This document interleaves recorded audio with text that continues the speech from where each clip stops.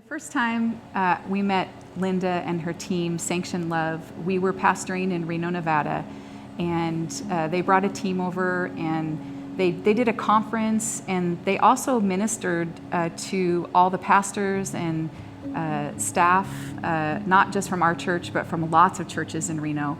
And it was so incredible just to hear the testimonies that came out of the ministry that they brought. Then in January, our daughter went to Sanctioned Love in Klamath Falls. They have a beautiful campus that God's gifted them on Lake Klamath. So our daughter goes over there, and just God totally, radically transformed her. She just got so transformed, blessed. It was so awesome. She came back full of joy, and we were like, we want some of that. So we're like, we should go over to Klamath Falls and come to Sanctioned Love for a weekend. So besides being pastors, April and I are also business owners. We have a business that has like a national scope. And so we knew that we were facing a transition in our life earlier this year, and watched what the Lord had done in our daughter, and again, like needed that. So we set up a time to take a trip over to Klamath Falls and meet with Linda and the Sanctioned Love team. And they are like no group of people I've ever met before.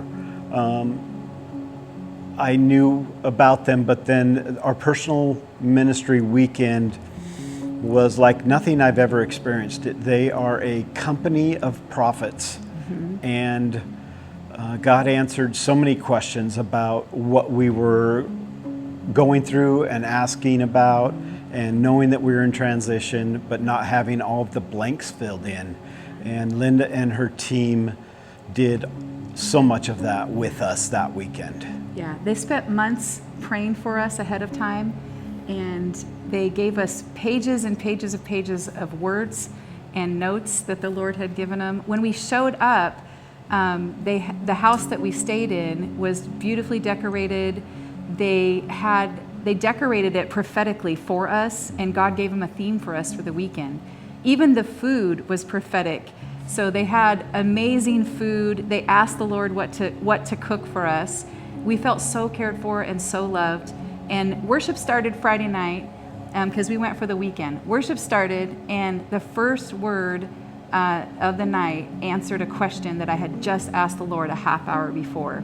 Not only were we on our face just before the Lord, getting ministered to the whole weekend, inner healing happened. They had a time where Tim got a personal session and I got a personal session, and we came out of that renewed, full of hope and full of destiny. And so many of the words that they gave us